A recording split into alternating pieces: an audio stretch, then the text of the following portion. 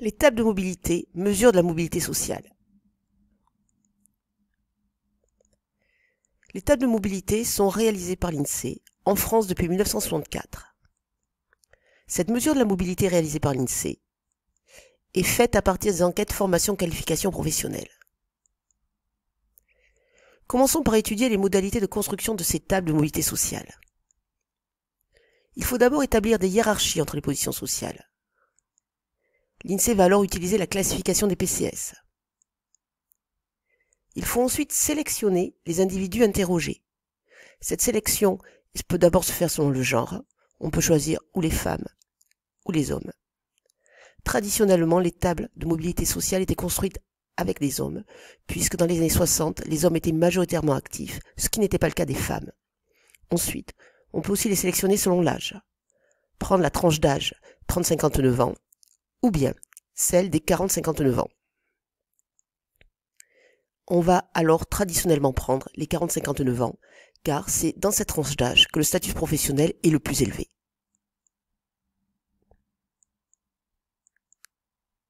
Il faut ensuite avoir un point de comparaison, pour pouvoir justement comparer la position du fils à celle de son père, car les tables de mobilité sont des tables intergénérationnelles.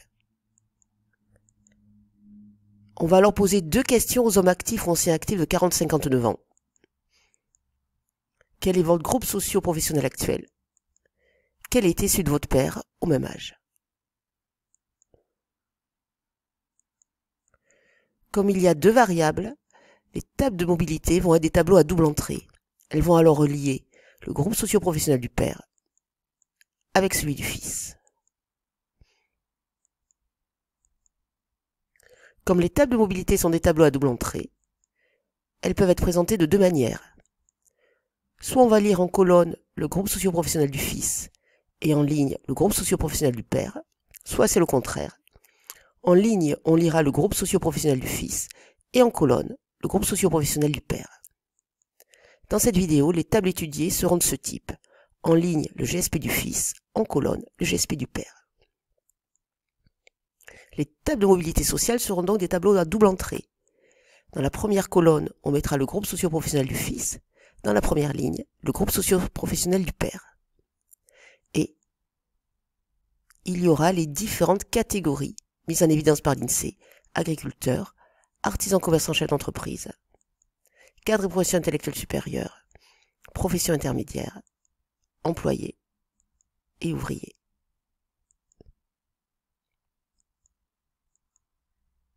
Avec les mêmes données, on pourra avoir trois tables. La table de données brutes, la table de destinée sociale et la table de recrutement social.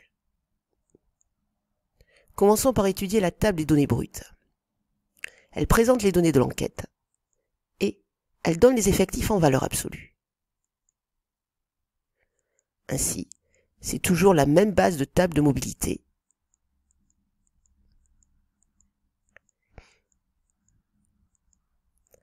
Prenons une première donnée à l'intersection de la première ligne agriculteur et de la première colonne agriculteur.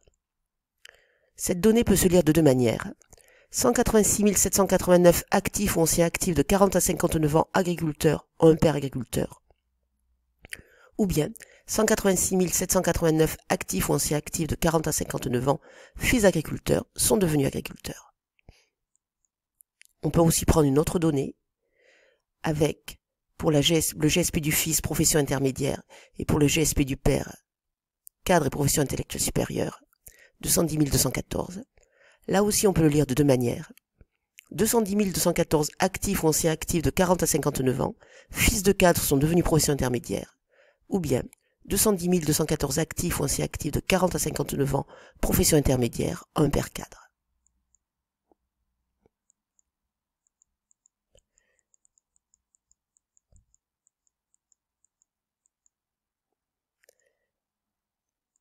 La dernière colonne, ensemble, est importante, car elle va donner la répartition socio-professionnelle des hommes de 40 à 59 ans, actifs ou anciens actifs, en 2015. Ainsi, il y avait 222 112 hommes actifs ou anciens actifs âgés de 40 à 59 ans, agriculteurs en 2015. On aura ainsi le nombre d'actifs de 40 à 59 ans selon les différents GSP. La dernière ligne est aussi importante. Elle va donner l'origine socio-professionnelle des hommes de 40 à 59 ans, actifs ou anciens actifs en 2015.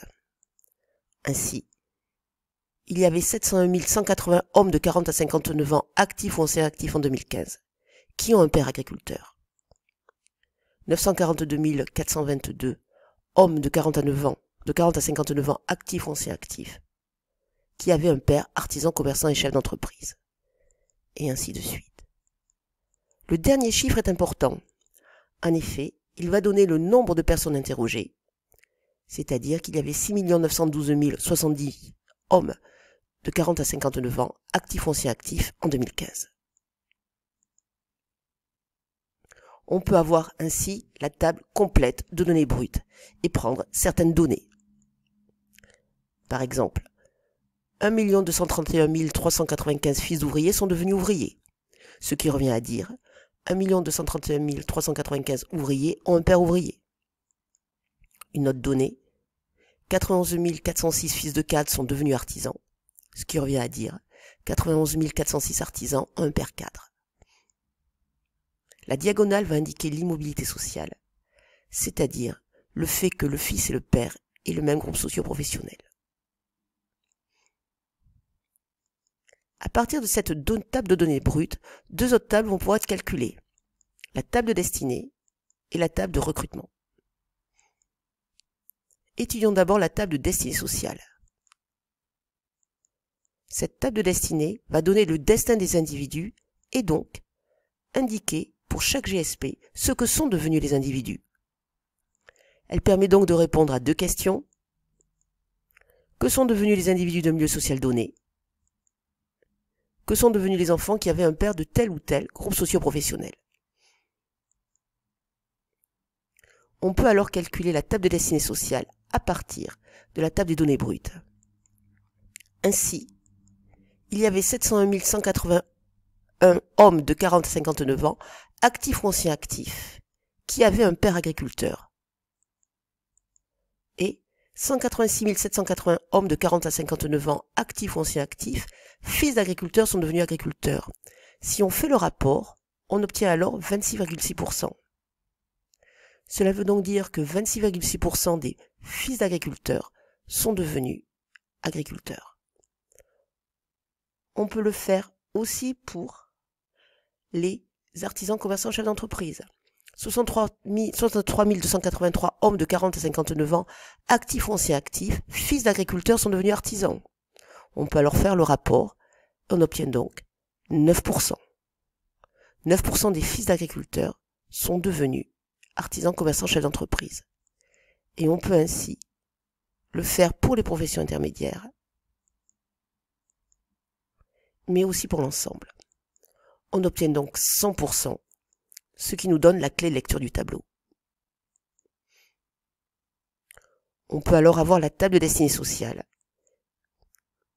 Le 100 en face de le GSP du père nous donne la clé de lecture. Cela veut donc dire que la table se lit en colonnes. La dernière colonne ensemble nous donne la part des actifs de chaque catégorie dans la génération des fils en 2015. Ainsi, 21,4% des hommes actifs ou anciens actifs de 40 à 59 ans sont cadres et professions intellectuelles supérieures en 2015. La diagonale, là aussi, va nous indiquer la reproduction sociale. Les fils ont donc le même GSP que leur père. Par exemple, 48,2% des hommes actifs ou anciens actifs de 40 à 59 ans, fils de cadres et professions intellectuelles supérieures, sont cadres et professions intellectuelles supérieures en 2015. On peut prendre certaines données. En 2015, 7,2% des hommes actifs ou anciens actifs de 40 à 59 ans, dont le père est agriculteur, sont devenus employés. En 2015, 10,9% des hommes actifs ou anciens actifs de 40 à 59 ans, dont le père est ouvrier, sont devenus cadres ou professions intellectuelles supérieures. À partir de la table de données brutes, on peut aussi construire la table de recrutement. Celle-ci donne l'origine sociale des individus. Ainsi, pour chaque GSP, elle indique d'où viennent les individus, la profession ou le groupe socio-professionnel de leur père. Elle permet donc de répondre à 2 questions. D'où viennent les individus d'un groupe socio-professionnel donné?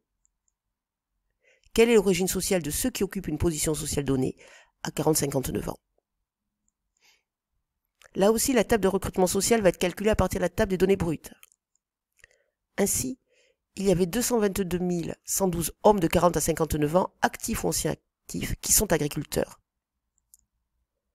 Sur ces 222 000, 186 789 hommes de 40 à 59 ans actifs ou anciens actifs agriculteurs ont un père agriculteur. Si on fait le rapport, on obtient 84,1%. Cela veut donc dire que 84,1% des hommes de 40 à 59 ans actifs ou anciens actifs agriculteurs en 2015 ont un père agriculteur. On peut le faire pour les artisans, commerçants et chefs d'entreprise.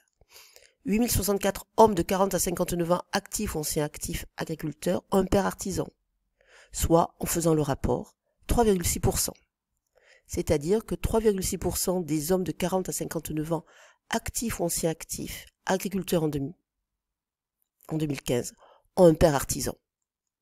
On peut alors le calculer pour toutes les professions, notamment celles dont le père est profession intermédiaire. Pour l'ensemble, on aura 100%. Cela nous donne là aussi la clé de lecture du tableau. On peut alors avoir cette table de recrutement social. Le 100 nous donne la clé de lecture. Comme il est dans la dernière colonne, la table va se lire en ligne. La dernière ligne est aussi importante. Elle nous donne la répartition de l'origine sociale des actifs en 2015. Ainsi, 38,8% des hommes actifs ou anciens actifs de 40 à 59 ans en 2015 ont un père ouvrier. On peut alors lire certaines données, et notamment la diagonale qui est importante, puisqu'elle indique l'autorecrutement. Les fils ont alors le même groupe socio-professionnel que leur père. Par exemple, 30,3% des hommes actifs ou anciens actifs de 40 à 59 ans, cadres et profession intellectuelle supérieure, ont un père cadre et profession intellectuelle supérieure en 2015. Autre donnée, celle à l'intersection du GSP du fils cadre et profession intellectuelle supérieure et, pour le père, profession intermédiaire.